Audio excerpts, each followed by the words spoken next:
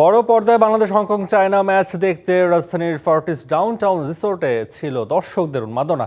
Match উপভোগ করতে সেখানে জড়ো হয়েছিলেন সব বয়সের ফুটবল প্রেমীরা। ম্যাচটি ড্র হলেও জায়ান ও ফাহমিদুলের পারফরমেন্সে সন্তুষ্ট তারা। তবে দলের হেড কোচ হিসেবে হ্যাভিয়ার কাব্রেরা যোগ্য নন এমন মতও দেন অনেক সমর্থক।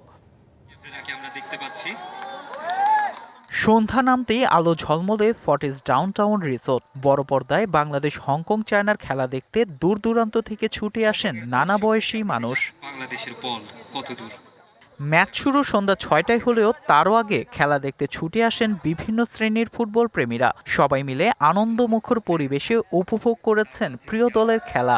কখনো গোলের চিৎকার, কখনো হতাশা। পুরো 90 মিনিটই দেখা গিয়েছে নানা অভিব্যক্তি। পিছিয়ে পড়া বাংলাদেশ দলটি যখন রাকিবের গোলের সমতায় ফেরে, তখন বাঁধ ভাঙা উল্লাসে ফেটে পড়ে পুরো প্রাঙ্গণ। ম্যাচ ড্র হলেও দলের পারফরমেন্স নিয়ে সন্তুষ্ট সমর্থকরা। ওরা ভালো খেলেছিল, কিন্তু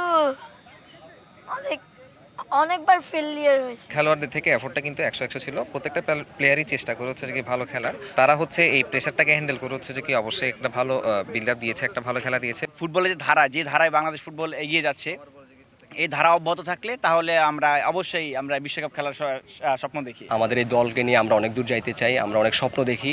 তো আমাদের ওইরকমই কোচিং প্যানেল দরকার। তবে কোচ হ্যাভিয়ার কাব্রেরার কৌশল নিয়ে আবারও প্রশ্ন তুলেছেন অনেকেই। বর্তমান দলের নেতৃত্ব দেওয়ার যোগ্যতা তার নেই বলেই মত সমর্থকদের। 10 জন হওয়ার পর আমরা জিততে পারি নাই, কিন্তু আমি এটা অবশ্যই আমার টিম যে কোচিং স্টাফ যারা ছিলাম ওদেরকে অবশ্যই এখানে আমি একটা দোষ দিব। একটা পয়েন্ট থাকলে আমার কোনো লাভ নাই, আমি যে জয় ছাড়া আমার কোনো বিকল্প নাই। তাহলে আমি কেন তখন আমার একটা ডিফেন্স থেকে একটা প্লেয়ার কমাই, কেন আমি ফরওয়ার্ড বাড়াইলাম না আরও আগে 70 মিনিটে। আপনার কাছে খুব ভালো স্টুডেন্ট আছে কিন্তু আপনি ভালো শিক্ষক নন, আপনি কিন্তু কানেক্ট করতে পারবেন না। সো আমার কাছে মনে হয় যে কোচিং প্যানেল এবং একটা ফরেন একটা হাই প্রোফাইল কোচ আমাদের এই হেভি দলটাকে নেতৃত্ব দেওয়ার সুযোগ আসছে। এদিকে ভারতকে 2-1 গোলে হারিয়েছে সিঙ্গাপুর।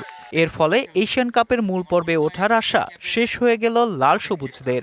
সিঙ্গাপুরের বিপক্ষে সেই গোলটি করেছিলেন ফারদিন সাজু, ডিবিসি নিউজ, ঢাকা।